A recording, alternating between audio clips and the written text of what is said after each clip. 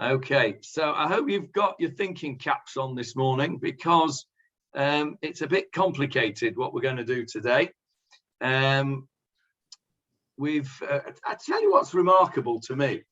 Well, first of all, the thing that's remarkable to me is that there are 30 people that watch the recording of this video of the Gemarah share on average, which is crazy. So you take the 7 that we've got here, that's over 35 people doing a Gemarah share on Sanhedrin, on all sorts of mad things like intercalating months. It's just remarkable, really.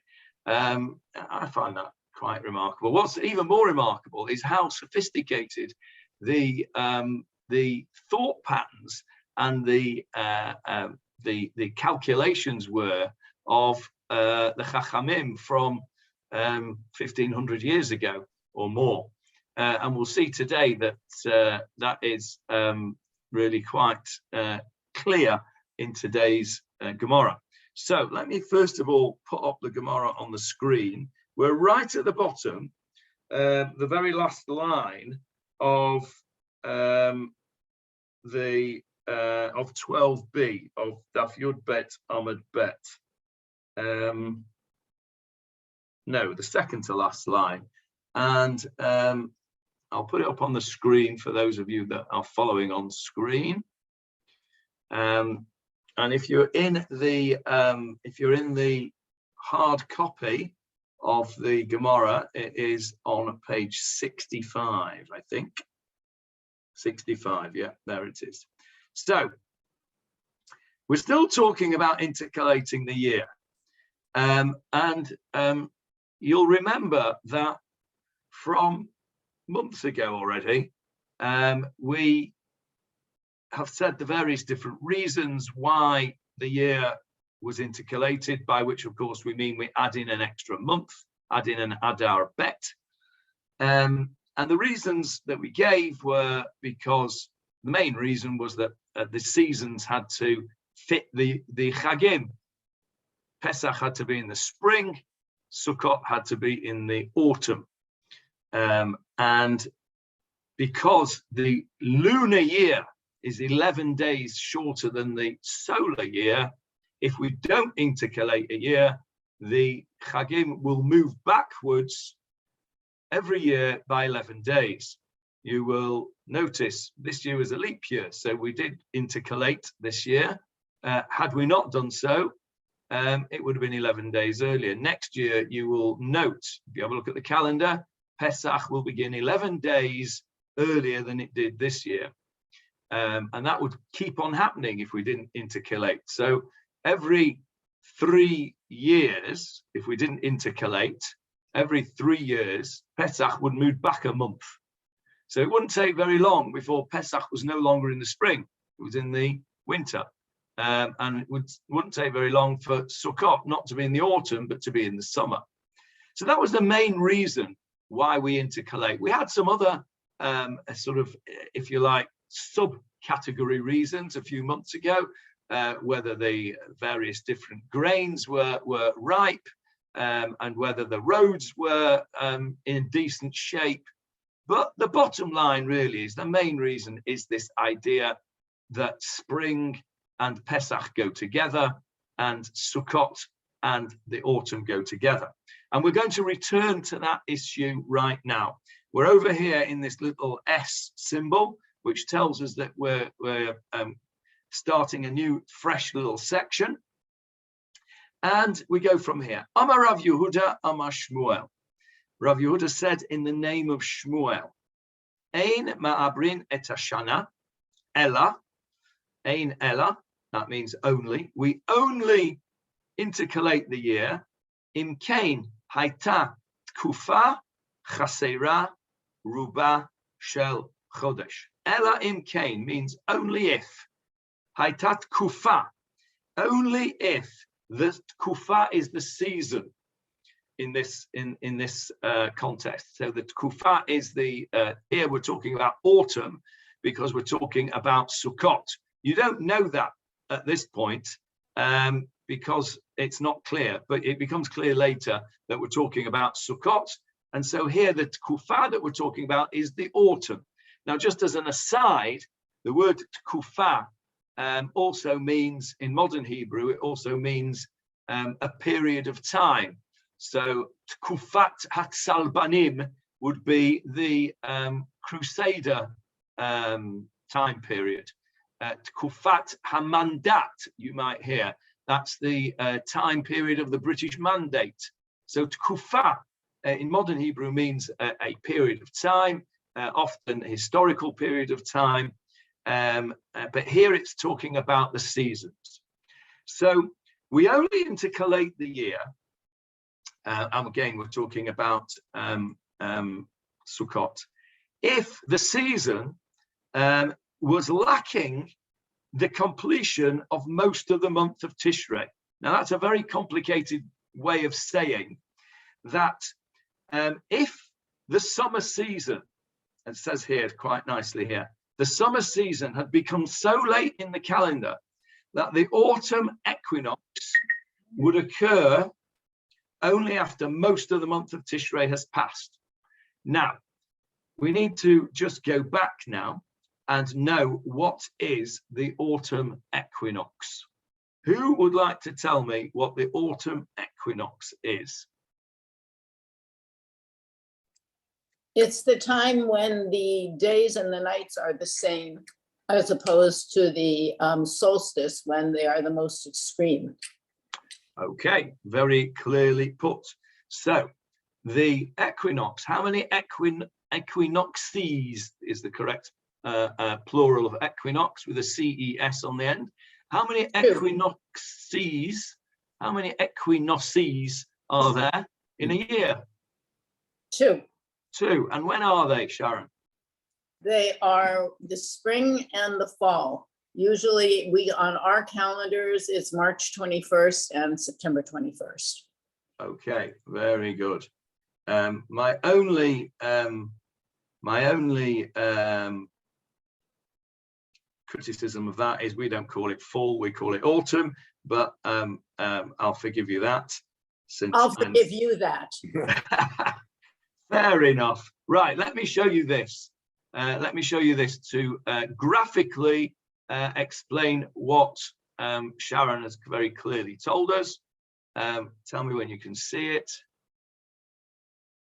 Okay, so there's the equinox and the solstice. Here's a nice little picture. And this little picture says both, Sharon. Look at that. Autumnal or fall equinox is on September 22nd, 23rd. The vernal or spring equinox is on March 21st. Now, equinox, you know what equi means from the word equal, and nox is the word from nocte, meaning night. So it's equal night and day, as Sharon said. The day and the night are equal on those days of the year. Now, those are the days that denote the change of the season. So if we're talking about this autumnal or fall equinox here in our Gemarah, and we're going this way. We're going actually anti-clockwise because autumn follows summer in the northern hemisphere. If you're in the southern hemisphere, things go the other way. But here, on the day before the autumnal equinox, then the season is summer. On the day after the equinox, the season is the autumn or the fall. The question that the Gemarah will ask shortly is, what season is it on the day of the equinox? Is it summer or is it autumn? And we'll come back to that very shortly. But for the purposes of the first part of this Gemarah, what we're interested in is the end of the summer season. The end of the summer season is the autumn equinox.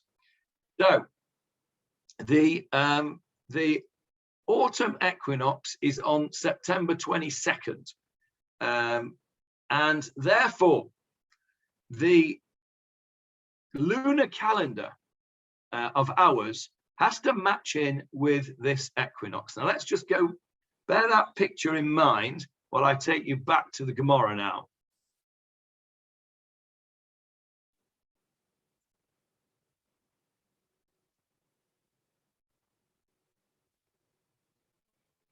Okay, you should have the Gemarah back on now.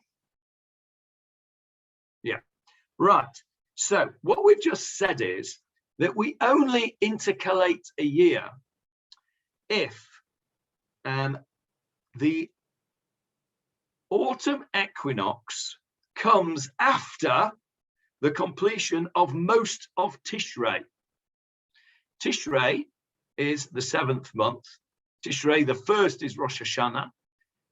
Tishrei the 15th, which is the middle of the month, is of course Sukkot. So Sukkot has to be in the autumn. Okay, we've said that. Sukkot has to be in the autumn. So if the autumn doesn't begin until after Tishrei the 15th, then we've got a problem because Sukkot would be in the summer. Okay, so if September the 22nd, the autumn equinox, comes after the 15th of Tishrei, that means the 15th of Tishrei is on September 21st or earlier. That means Sukkot begins in the summer. Everybody got that? Because autumn hasn't started yet. This particular year we're talking about, the autumn equinox, September 22nd, falls out after Tishrei the 15th. So Tishrei the 15th, which is Sukkot, comes before the autumn equinox. Therefore, it is in the summer. Okay? That makes sense to everyone? Yeah? Okay, so if that's in the summer, that's no good, is it? Because Sukkot has to be in the autumn. So what do?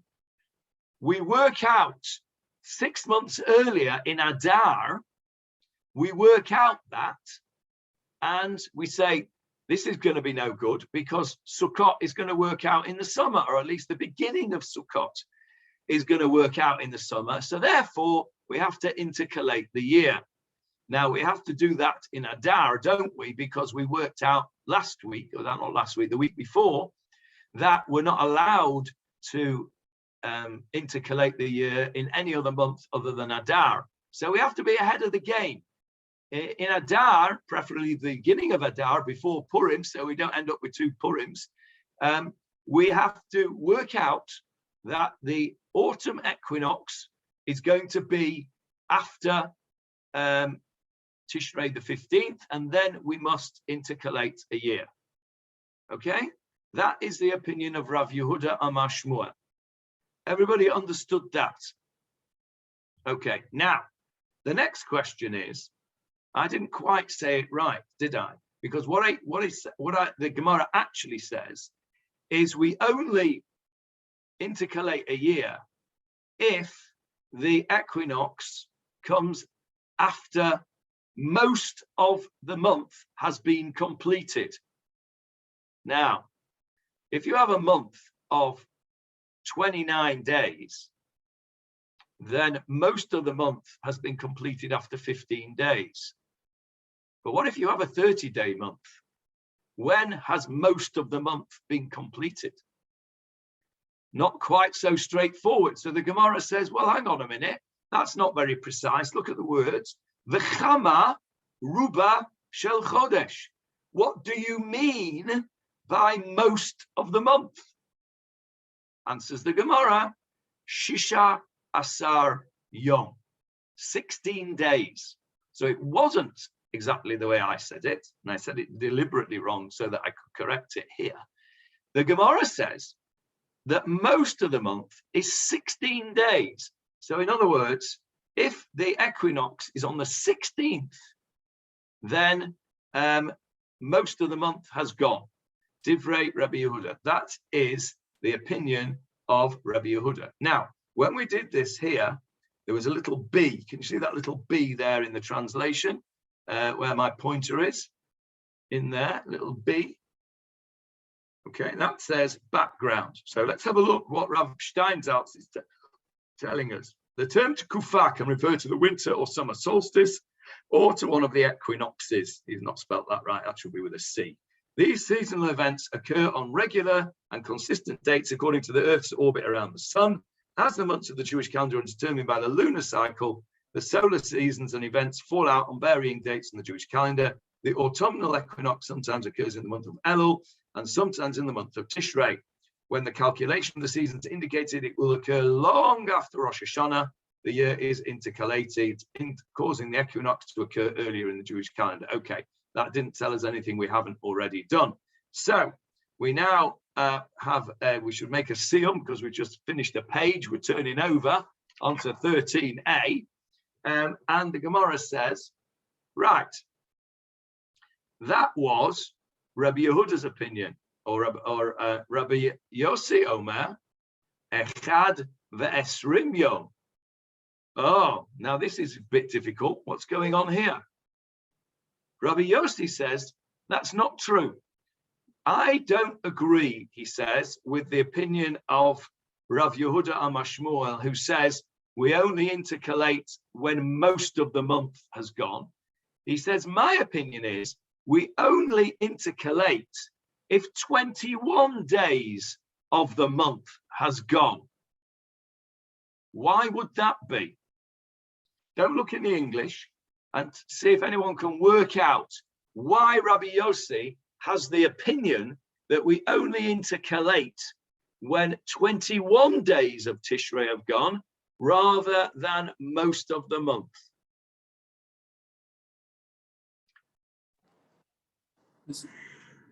Is it something to do with the length of Sukkot? It is, yes, correct. Go on, follow it through. Well, I'm just Follow a bit confused.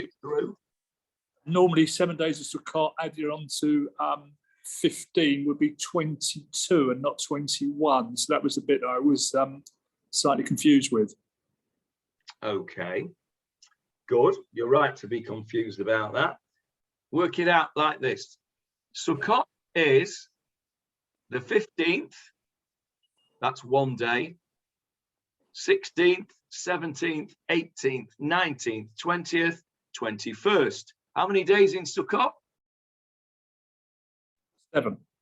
What you forgot, Leslie, is that when you were at school doing arithmetic and they told you how many posts are there around a field where they have a circumference of 1,000 meters or yards, probably when you were in school, right? 1,000 yards, and there are 10 yards between each post. What you forget is that the first post starts at 0. So in Sukkot, the first day starts with 1. So you don't add 7 to 15, do you? Because 15 is 1. You add 6 to 15. So the 7th day of Sukkot, of course, is the 21st. Excellent. Okay, so there you go. We've had a maths lesson as well, thrown in for free. How about that? So yes, you're absolutely right. Rabbi Yossi is interested in Sukkot. Effectively, what he is saying is that we need to have some of Sukkot in the autumn. And if all of Sukkot is in the summer, we've got a problem. But as long as some of Sukkot is in the autumn, we have fulfilled the criteria that Sukkot is, as it says in the Torah. What is Sukkot called in the Torah? What is the name of Sukkot?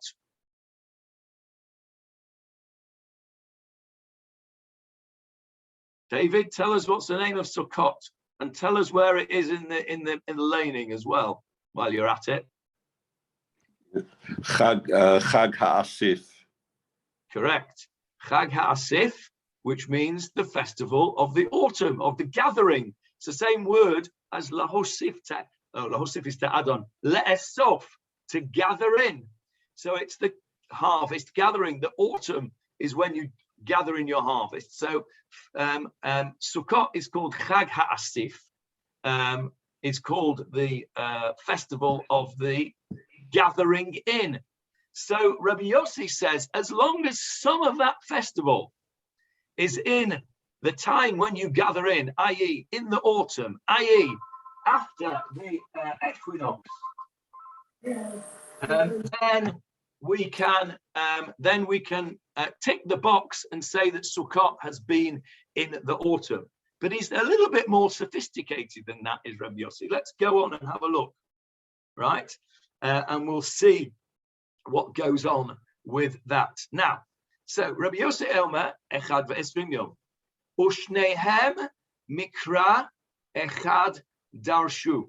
And both of them, i.e., both opinions, Rabbi Yossi and Rabbi Yehuda, both use the same verse in the Torah to support their position, which is great because that shows you that there is more than one way of looking at every pasuk, because Rabbi Yossi interprets this pasuk in one way, and Rabbi Yehuda interprets the pasuk as meaning something else.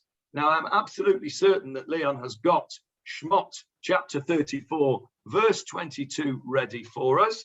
I'll just get it on the screen for you. So I'll just move off the Gemarah for a second and go on to the correct pasuk, which is in Parshat Ki Tisa, and it will be on the screen for you in just a second. There we go. And once again, we see how our learning coincides with the time of the year. And it so happens so often, it's remarkable. Verse 22, Leon.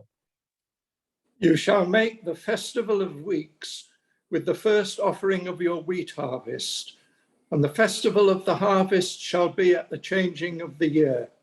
Okay, so the same pasuk talks about Shavuot, which we've just had, of course, as it does Sukkot. Let's have a look at the Hebrew in verse Chaf Bet over here, where I'm got my pointer.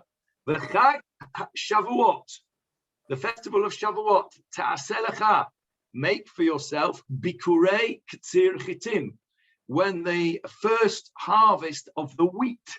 We spoke about this over Shavuot, didn't we? That the whole point of Shavuot in the Torah is the bringing of the Korban Shtei Halechem, the Korban of the two loaves, which is made of the first wheat.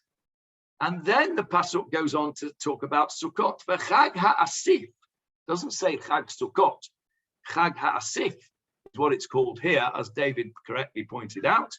The festival of the harvest, of the ingathering, it says on my translation, which is a very nice translation because it's true to the literal meaning of the word. The festival of the ingathering, Tkufat Hashanah, at the turn of the year.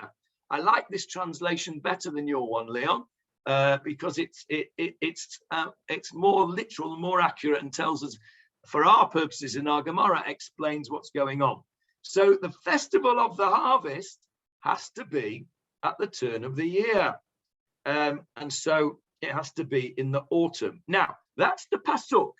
Let's have a look. Let's go back to the Gemarah and let's have a look at how each of the two rabbis, Rabbi Yossi and Rabbi Yehuda, use that pasuk to support their position.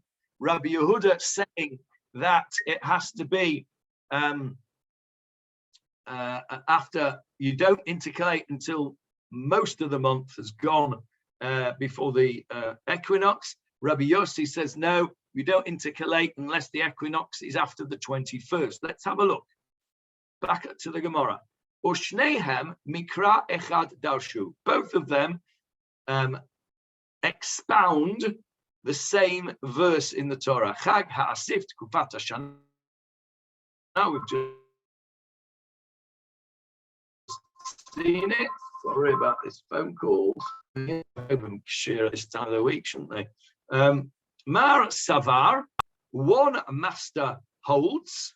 Okay, this is Rabbi Yehuda. This is Rabbi Yehuda. Kulei Chag Ba'inan Bitkufa Chadasha. The whole festival, Kulei from the word Kol, the whole festival, in other words, the whole of Sukkot, Ba'inan, we require, needs to be Bitkufa Chadasha, in the new season. So he holds that the whole of Sukkot has to be in autumn, which is why he said that the intercalation takes place if autumn comes after the half of the month. In other words, after the first day of Sukkot. Once the first day of Sukkot is in summer, that's enough to require us to intercalate, says Rabbi Yehuda.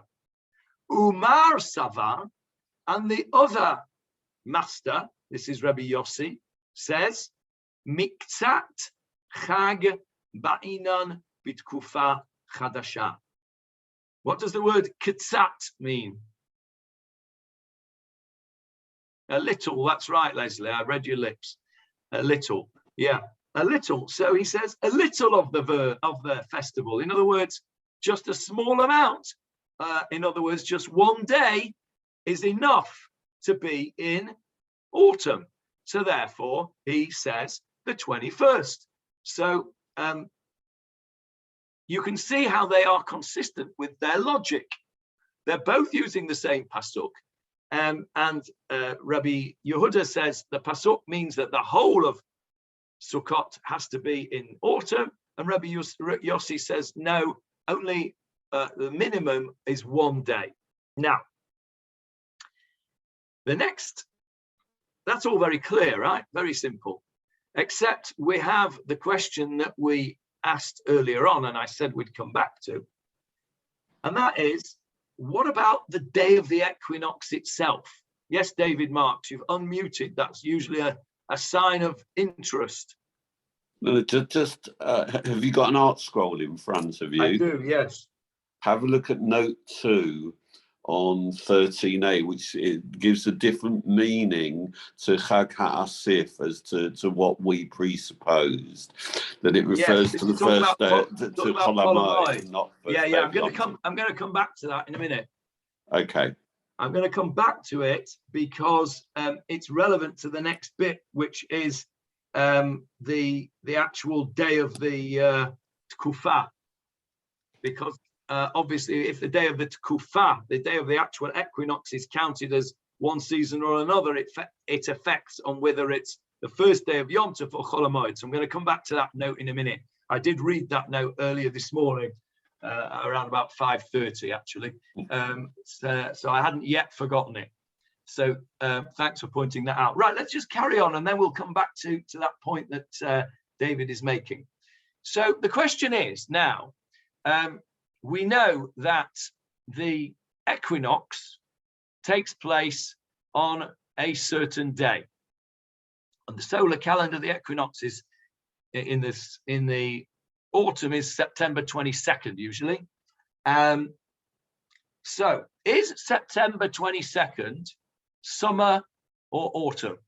Okay, without looking in the Gemarah, show of hands, please. Who thinks September 22nd is summer? Hands up if you think it's summer. Nobody thinks it's summer. Does anybody think it's autumn? Leslie thinks it's autumn. Leon thinks it's autumn. Okay, well, David thinks it's autumn as well.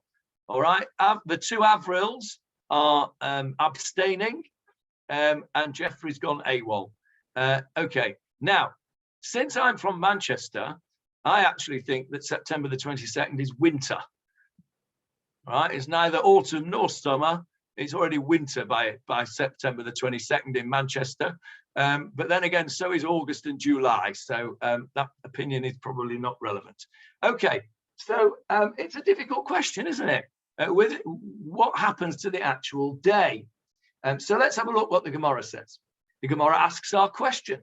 My kasavre, what do they hold? What do each of them hold? In other words, what is their opinion? And at this point, we don't know what they're talking about. But the Gemarah goes on to tell us what it is the question they're asking. I kasavri yom tkufa gomer, if they hold that the equinox finishes the season, in other words, that the equinox is the last day of the previous season, In other words, the equinox we're talking about is the autumnal one. So that would mean the tkufa, the day of the equinox, would be the last day of summer. If they hold that this would be the last day of summer, belav hachinami, la lamanda ama kulei chag ika, vela lamanda ama mikzat chag ika. Okay, what does that mean? It's a complicated sentence there. Let's look at the translation in the Steinsatz because it's very clear. If they hold that the day of the equinox concludes the season, meaning that it is counted as part of the preceding season, i.e. summer, then even if the season of Tammuz is not lacking more than this number of days until its completion, the year would need to be intercalated. Okay, what does that mean? It means that if it's the last day of summer, then the opinion that says most of the year, most of the month has gone, then it's not the 15th, it's the 16th, which is why he said it was the 16th in the first place. Okay. According to the one who says we require all of the festival to take place in the new season, this is not sufficient to rectify the problem, as the 16th of Tishrei, which is the beginning of Sukkot, is still in the old season. Now then, there's a mistake there, isn't there? The 16th of Sukkot, the 16th of Tishrei, which he says is the beginning of the festival of the ingathering. What's going on there? Is that the case? No, Leslie's shaking his head. Why are you shaking your head, Leslie? Should be the 15th. Should be the 15th. Okay. David, tell us why he says the 16th there. Because the Chag HaAsif, according to this meaning, refers to Chol HaMoed, when it's possible, in order to avoid financial loss, to start gathering in the produce and not wait until after Chag. Right. Okay, that's absolutely right. So you're right. Both of you are right. Leslie, you're right to hold your head in and shake your head. What's going on here? Sukkot begins on the 15th. But what happens on the 15th? It's Yom Tov. You can't go and gather your produce. So whilst it is Chag HaAsif, the beginning of the festival, you can't actually do any gathering. You can only do that gathering on Chol HaMoed, right? So effectively, Chag HaAsif begins on the 16th. Really, the festival of Sukkot begins on the 15th, but you can't do any gathering on the 15th because it's Yom Tov. You're not allowed. You are allowed on Chol HaMoed, as long as, you know, if you didn't do it after, you would lose money. In other words, if the crops would go off, you're allowed to go and gather. So what this opinion is saying is that the first day that you can possibly go and gather is the 16th. So the 16th is effectively the beginning of the festival of the gathering, even though we know that the festival of Sukkot is on the 15th. You could argue that that's perhaps why they have two names. Chag HaSukkot begins on the 15th, but Chag HaAsif begins on the 16th, because you're not allowed to do any gathering on the 15th. Got it? So if you say that the festival is on the 16th, then the opinion that says, well, okay, I want some of the festival of Sukkot, or the festival of the gathering, I only need a little bit to be in. It's not good enough, is it, the 16th? Because the 16th itself. So therefore, he must hold, that fellow who holds the 16th, must believe that the day of the equinox belongs to the following season and is already autumn, because he says the 16th. Otherwise, he'd be saying the 17th, wouldn't he? He would be saying the 16th is still summer. So I need the problem is only a problem if it's on the 17th. Okay? So That's what he's saying here. Okay, let's just do that again in the English because it's complicated. According to the one that says we require all the festival to take place in the new season, this is not sufficient to rectify the problem, as the 16th of Tishrei, which is the beginning of the festival in the gathering, is still in the old season, because he says that the old season, he says you need to the 21st. That's that opinion. And even according to the one who says we require only some of the festival to take place in the new season, this is also not sufficient to rectify the problem, since if the equinox occurs on the 21st of Tishrei, the new season begins only on the 22nd, after the festival of the ingathering is over. Rather, they certainly both hold that the day of the equinox begins the new season. In other words, we've now proved that both opinions hold that the day of the equinox belongs to the new season of autumn and not the old season of summer. And it's the same logic for both of them, because the one that holds we only need one day, he needs it to be that one day to be already in the summer, in the autumn. And according to him, according to what he said, the 16th is good enough. According to the Rabbi Yossi, who needs all of Sukkot to be in, if he says the 21st is the day of the old season, then he's got a problem, because then it's all of it. There's none of it is in the new season, because it's finished by the 21st. 22nd is Yom Tov, but it's not the festival of the ingathering. What day is the 22nd? Shmini Atzeret, correct, Leslie? Shmini Atzeret, which of course is a festival on its own. How do we know it's a festival on its own and not part of the festival of Sukkot?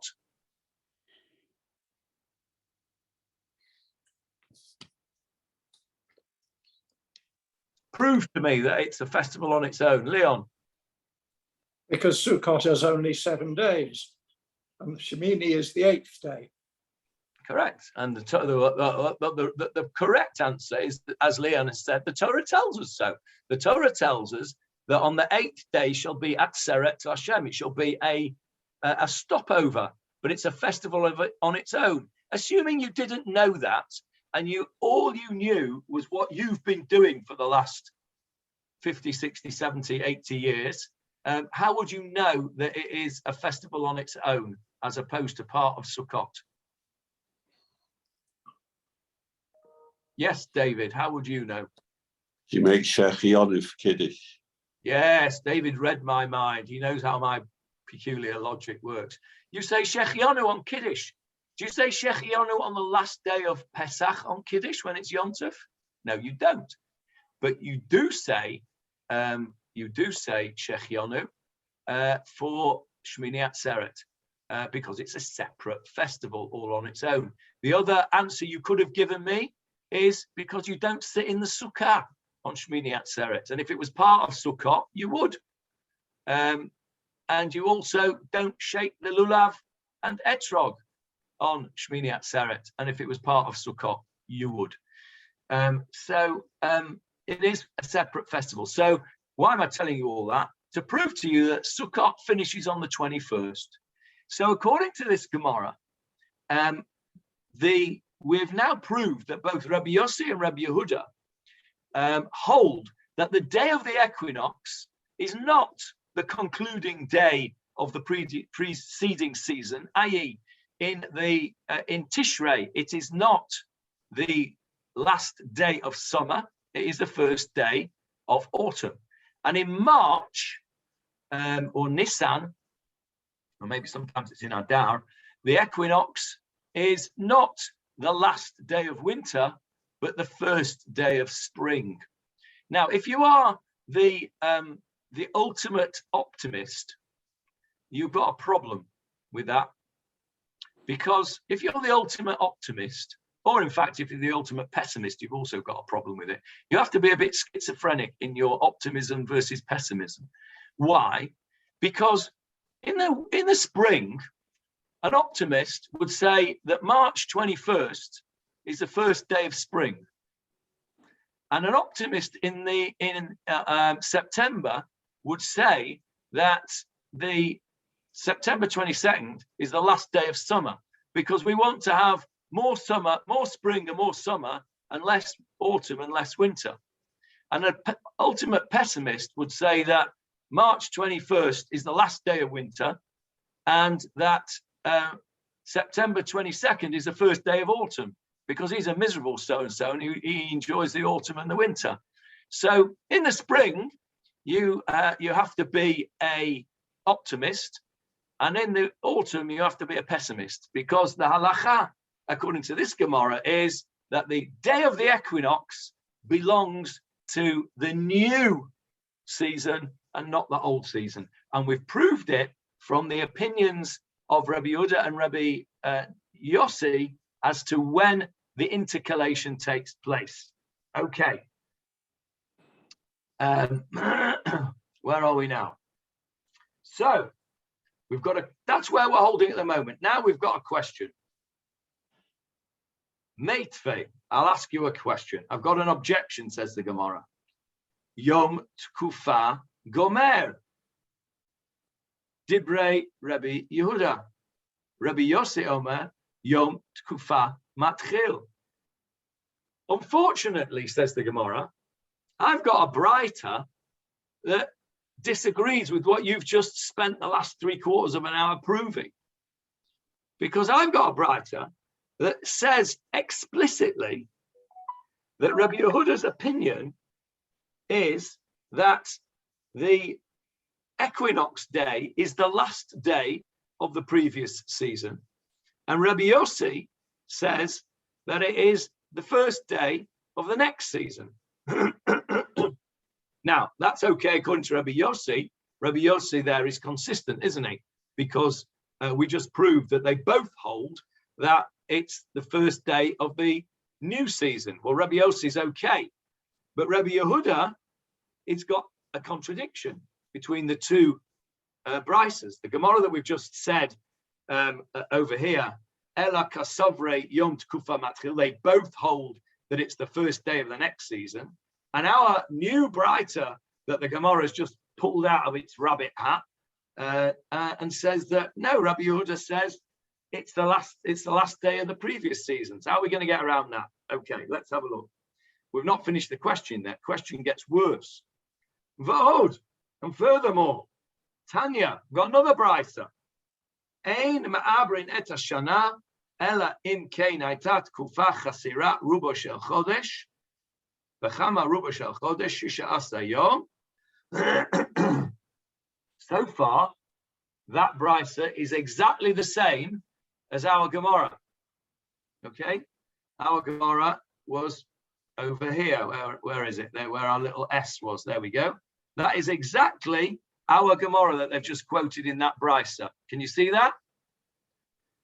That was a brisa that we quoted, and here's the new brisa that they're quoting here. And the only problem is there's an end to this brisa, which quotes Rabbi Yehuda. Rabbi Yehuda Omer, and Rabbi Yehuda says, Shtei Yadot b'chodesh. It's not half, but 2/3. Or 2 parts, literally 2 hands of the chodesh. V'chama shtei yadot b'chodesh, and how much is that? 20 days. Esrim yom. Okay, so now we've got a problem. How are we going to get around this? We've got a brisa, or a piece of Gemarah at least. I think it's probably quoting a brisa here, where we started today. That said, we only intercalate if most of the month is gone. In other words, if it's after the 16th, it says so there. That was Rabbi Yehuda. So just remember Rabbi Yehuda, 16th. We then said Rabbi Yossi, 21. All good.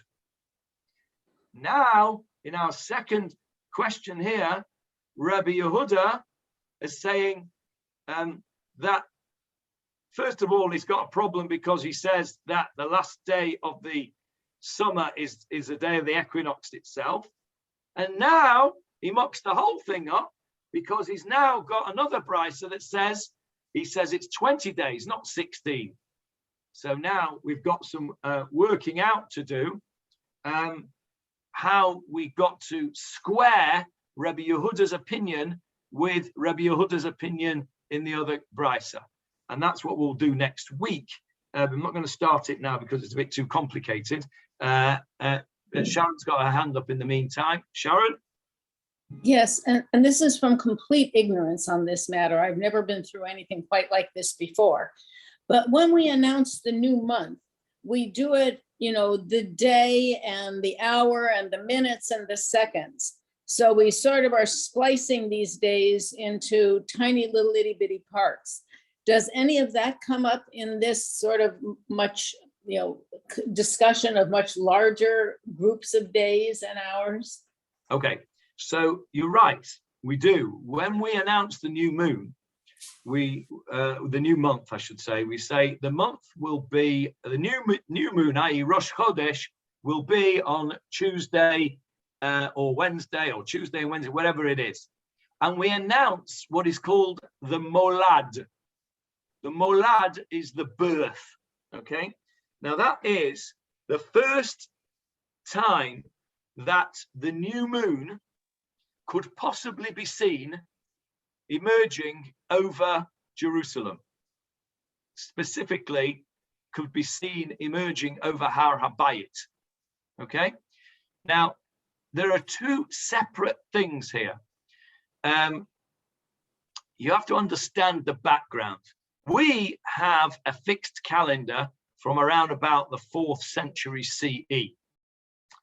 But before that, the calendar, as you know, was not fixed, and the Rosh Chodesh was announced on the basis of witnesses viewing the birth of the moon, of coming to Jerusalem and saying, I saw the new moon and it looked like this, and it was at such and such a time.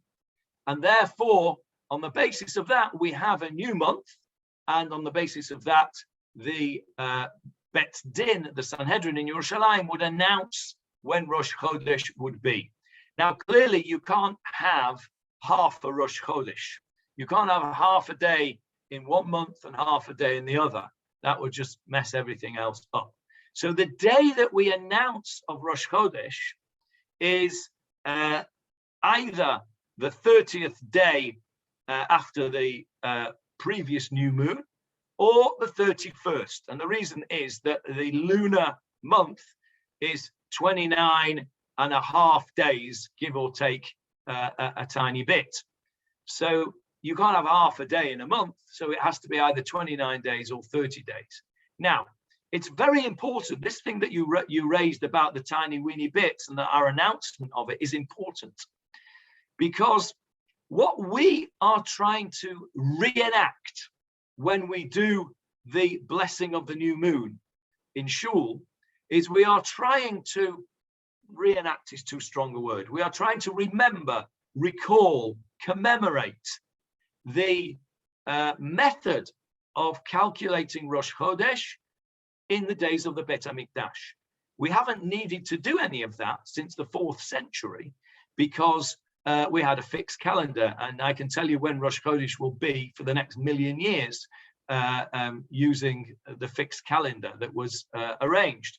But that wasn't the case prior to the 4th century CE, and it was not possible to know when Rosh Chodesh was going to be until the new moon had been seen. So in order to commemorate that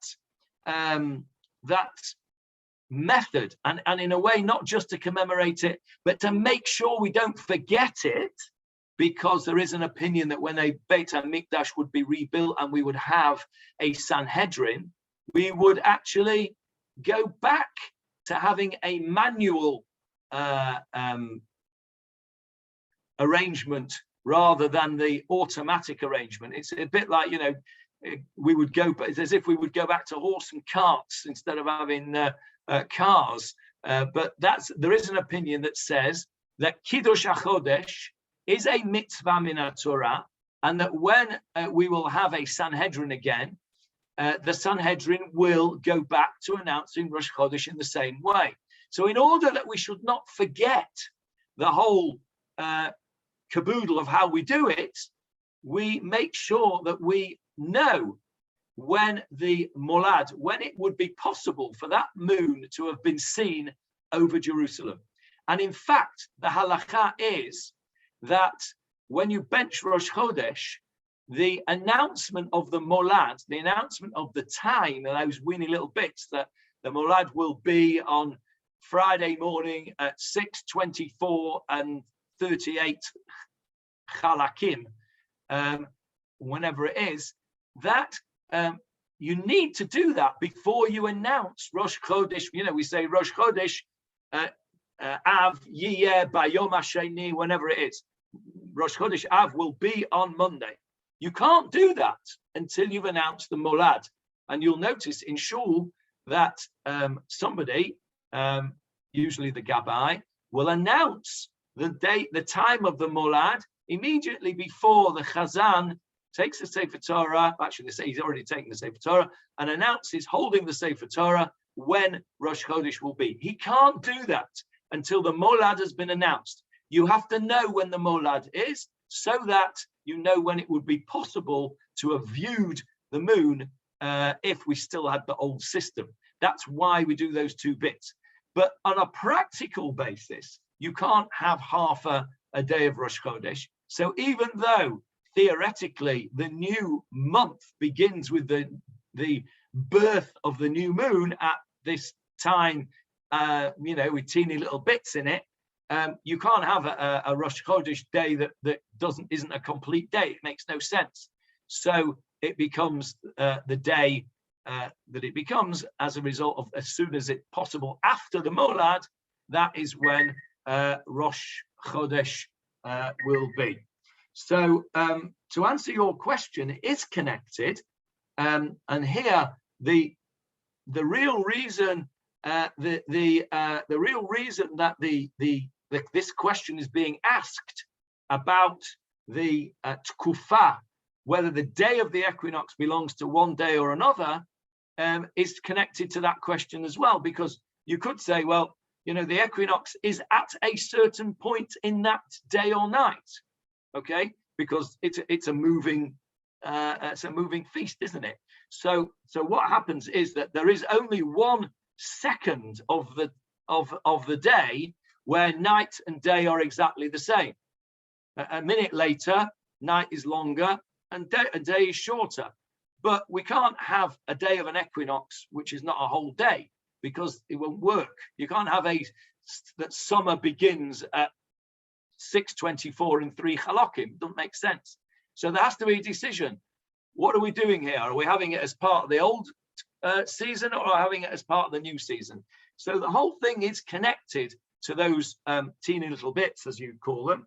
But on a practical basis, we have to go with full days as opposed to teeny little bits. I hope that answered your question. It was a bit long-winded, but I hope that answered the question. So we'll stop there, and we'll just recap what we've said, so that next time, which will be in a few weeks, and I'll tell you why in a second, that we don't have to go through it all when I recap. So we started off by saying an intercalated year only occurs when there is most of the month is going to be in the old Tkufa. And which month, and what is most of the month? According to Rabbi Yehuda, it's 16 days. Then Rabbi Yossi says, no, it's 21 days. And we said that was because Sukkot had to be in the autumn. According to one opinion, it had to be a little bit of it had to be in the autumn, at least the last day. And according to one opinion, the whole of it had to be in the autumn. And then we said, well, okay, what about the day itself of the Tkufa? And then we proved that they both held that the Tkufa was the beginning of the new day, of the new season. The actual day of the equinox was the beginning of the new season. We proved that. And then we brought our questions where we're going to end it with, hang on a minute, we've got a different brisa that says that is not the case. Rabbi Yehuda is not consistent in these two brisas. At one point he says 16 days, another point he says 20 days. In one point he says that the equinox day belongs to the last season, and at another point he says it belongs to the new season. So we've got some working out to do, at least according to Rabbi Yehuda, and maybe according to Rabbi Yossi as well, which we will see next time. So that's what we've done today, quite a lot really. And we also worked out how the new moon is announced. So there will be no shiurim from me now until the end of, well, really till the beginning of July for the next 3 weeks, because please God, my family are arriving tomorrow from Australia, and they are going to have as much of my undivided attention as I can give them. And then the following week, the English lot arrive. And so we've got that to look forward to. And then I'm going to Wimbledon, and I've got that to look forward to. And I will be back on the 30th of June after that. So please God, we will restart our shiurim at the beginning of July. I will still be here, of course, so you won't get rid of me for all that time. But those of you that only see me on Zoom will have a break for a few weeks. Any questions on today's Gemarah share, or anything for that matter? Yes, Leon. If I'm not mistaken, I think I'm a Rabbi Yossi supporter and a pessimist, because my recollection in England, going back a few years now, is that we always walk to shul with underfoot wet leaves, usually rain, ruining a pair of shoes. In fact, our best shoes, if it's the same as Shabbat, the Chag. So have I got it right? Is this the way to look at it? Well, that was why I said, you know, Sukkot was always in the winter, you know, for exactly that reason. But I think the problem is, Leon, that you and I both lived in the northwest of England, and that's probably peculiar to that.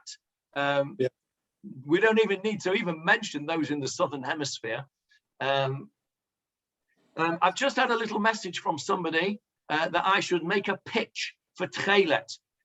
We are going to make, I'm not very good at making pitches for anything really, to be honest, but Tchelet is going to be launching its new website in English very shortly, on which there will be an opportunity for you to support Tchelet in a financial way. The idea being that we will be able to bring in excellent speakers, have conferences, etc., all of which cost money. I'm free, so that doesn't cost anything, but other people aren't, and so therefore we do need to have some funds for Tchelet, and there is methods of doing that via charity vouchers, etc., in the UK, the USA, Canada, and Israel. So there's my pitch for Tchelet. I'm not very good at it, am I? Never mind. We'll leave it to the professionals. Any questions? Okay, I shall bid you a fond farewell and a Shavua Tov, what's left of it, and Shabbat Shalom in due course. Thank you very much. Thanks, Johnny. Thank you. Thank you, Johnny.